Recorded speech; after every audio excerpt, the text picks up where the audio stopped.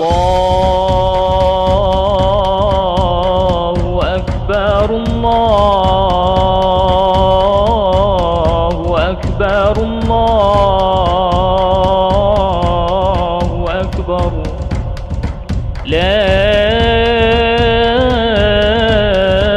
ilaha illallah, wallahu akbar, Allahu akbar, walillah. Assalamualaikum warahmatullahi wabarakatuh. Bismillah walhamdulillah, wassalatu wassalamu ala rasulillah, wala hawla wala quwwata illa billah, amma ba'd. Wa qala Allah ta'ala fi kitabihil karim, a'udzu billahi minasy syaithanir rajim, wa'tasimu bihablillahi jami'an wa la tafarraqu, fadhkuru ni'matallahi 'alaikum idh kuntum a'da'an fa'alafa baina qulubikum fa asbahtum bi ni'matihi ikhwana. Anak-anak siswa-siswi SDIT Al-Iza yang Pak Guru cintai dan dimuliakan Allah, alhamdulillah wa syukurillah bahwasannya Allah subhanahu wa ta'ala masih bisa memberikan kenikmatan kepada kita semua, masih memberikan kesempatan kepada kita semua untuk dapat merasakan suasana Hari Raya Idul Adha, atau yang biasa kita sebut dengan Idul Kurban, di mana peringatan Hari Raya Idul Kurban tahun ini, kita bangsa Indonesia, khususnya di tengah-tengah masyarakat kita sedang dilanda sebuah wabah pandemi yang disebut dengan virus COVID-19. Mudah-mudahan dalam kondisi apapun, kita termasuk orang-orang yang bersyukur kepada Allah Subhanahu wa ta'ala. Anak-anak yang dimuliakan Allah Subhanahu wa ta'ala, insyaallah pada kesempatan ini Pak Guru akan menyampaikan sebuah materi tentang pembelajaran kurban, yang mana materi ini insyaallah akan bermanfaat kepada kalian semuanya dan diharapkan bisa mampu untuk diaplikasikan dalam kehidupan sehari-hari. Yang pertama, berbicara mengenai kurban. Apa itu kurban? Dalam istilah ilmu fikih, hewan kurban biasa disebut dengan nama al-udhiyah, yang bentuk jamaknya al-adahi. Secara bahasa kurban berasal dari kata qarraba, yang berarti dekat. Secara syariat, kurban artinya ibadah dalam bentuk melaksanakan penyembelihan hewan tertentu atas dasar perintah Allah, yang bertujuan untuk mendekatkan diri seorang hamba kepada Allah Subhanahu wa ta'ala. Lalu kemudian, bagaimana hukum berkurban itu dalam syariat Islam? Ibadah kurban hukumnya sunnah muakkad. Maksud sunnah muakkad di sini adalah sunnah yang sangat dianjurkan bagi orang yang mampu melakukannya, lalu ia meninggalkan hal itu, maka ia dihukumi makruh. Hal ini berdasarkan hadis yang diriwayatkan oleh Bukhari dan Muslim, bahwa Nabi Shallallahu Alaihi Wasallam pernah berkurban dengan 2 kambing kibas yang sama-sama berwarna putih kehitam-hitaman dan bertanduk. Beliau sendiri menyembelih kurban tersebut dan membacakan nama Allah serta bertakbir di saat waktu memotong hewan tersebut. Dari Ummu Salamah radhiyallahu an, Nabi Muhammad sallallahu alaihi wasallam bersabda, "Dan jika kalian telah melihat hilal tanggal masuknya bulan Zulhijjah, dan salah seorang di antara kamu ingin berkurban, maka hendaklah ia membiarkan rambut dan kukunya." Hadis riwayat Muslim.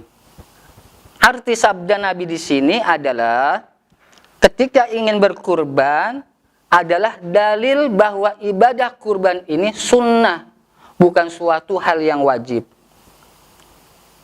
Diriwayatkan pula dari Abu Bakar dan Umar radhiyallahu an bahwa mereka berdua belum pernah melakukan kurban untuk keluarga mereka berdua. Lantaran keduanya takut jika perihal kurban itu dianggap wajib. Anak-anak yang Pak Guru cintai dan dimuliakan Allah. Kemudian bagaimana akan keutamaan ibadah kurban itu? Apa yang dibalas oleh Allah ketika kita melakukan ibadah kurban dengan tujuan lillahi ta'ala? Dari Aisyah radhiyallahu an, Nabi Muhammad sallallahu alaihi wasallam bersabda, tidak ada satu amalan pun yang dilakukan oleh manusia pada hari raya kurban yang lebih dicintai Allah Subhanahu wa taala dari menyembelih hewan kurban. Sesungguhnya hewan kurban itu kelak pada hari kiamat dia akan datang beserta tanduk-tanduknya, bulu-bulunya, dan kuku-kukunya. Dan sesungguhnya sebelum darah kurban itu menyentuh tanah, ia pahalanya telah diterima di sisi Allah Subhanahu wa taala. Maka beruntunglah kalian semua dengan pahala kurban itu. Hadis riwayat Tirmizi. Nah, itulah keutamaan bagi seorang hamba yang melaksanakan ibadah kurban dengan niat atau tujuan lillahi ta'ala. Ketika kita sudah mempunyai niat, seketika kita sudah mempunyai kelapangan, maka kita pun harus mengetahui ketentuan-ketentuan hewan kurban. Hewan apa saja yang dapat dikurbankan atau yang dapat untuk melaksanakan ibadah kurban.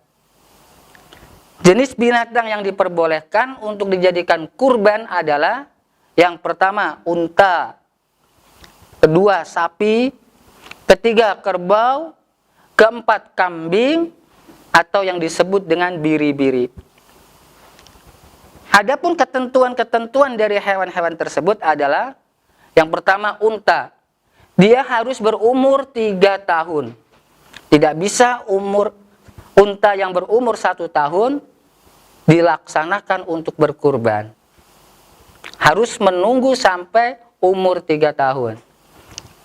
Lalu yang kedua, sapi atau kerbau.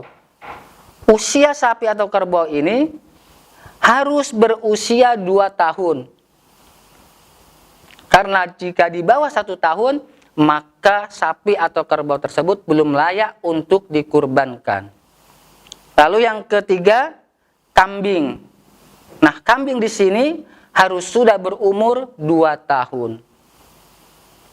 Dan yang terakhir, domba atau dengan sebutan lain biri-biri. Biri-biri ini boleh yang sudah berumur 1 tahun atau telah berganti gigi. Jadi kalau biri-biri itu walaupun udah 1 tahun, ketika sudah berganti gigi, maka sah untuk dilakukan sebagai hewan kurban. Anak-anak yang Pak Guru cintai dan dimuliakan Allah. Kemudian selanjutnya, binatang-binatang apa saja yang tidak diperbolehkan, tidak diperkenankan untuk berkurban. Karena ada ketentuan hewan yang boleh untuk berkurban.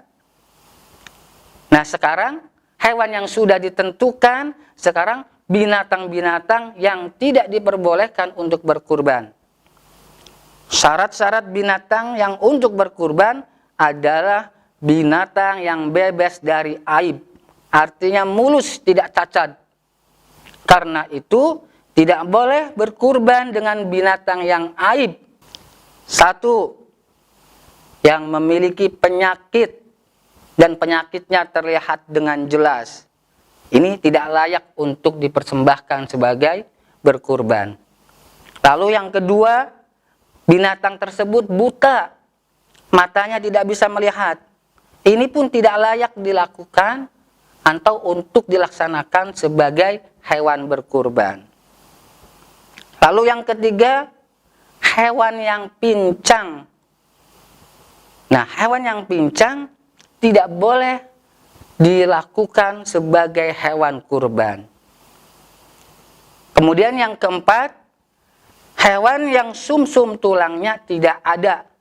Maksud sumsumnya tidak ada ini, hewannya kurus, kurang bobot dagingnya. Ini menandakan tulang sumsumnya tidak ada. Karena membuktikan hewan ini hewan yang kurus.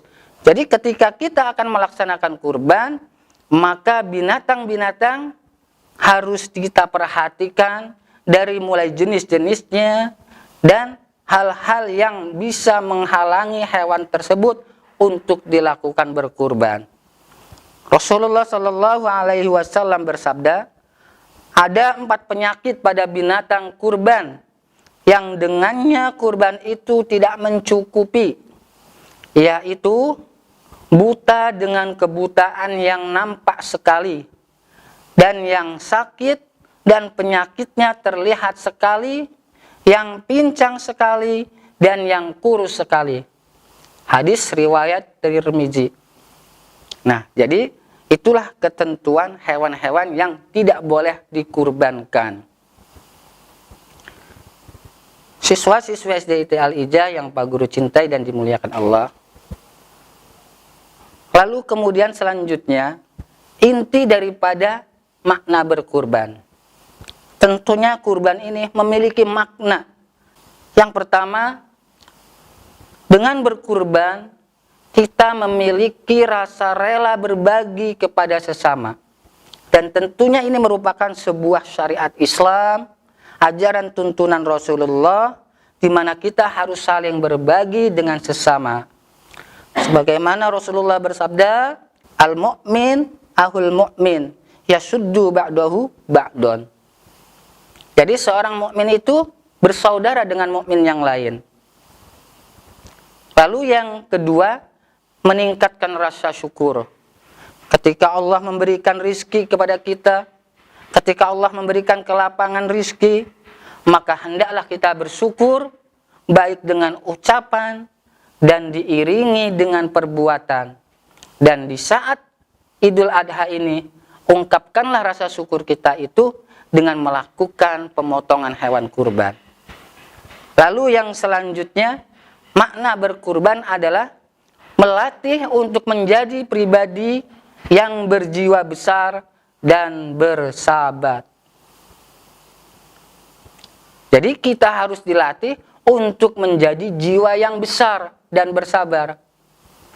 Karena pada hakikatnya kita berbagi dengan teman-teman, berbagi dengan saudara-saudara, dengan orang sekitar, bukan berarti mereka butuh kepada kita, akan tetapi kita butuh sebagai pendekatan diri kepada Allah Subhanahu wa Ta'ala.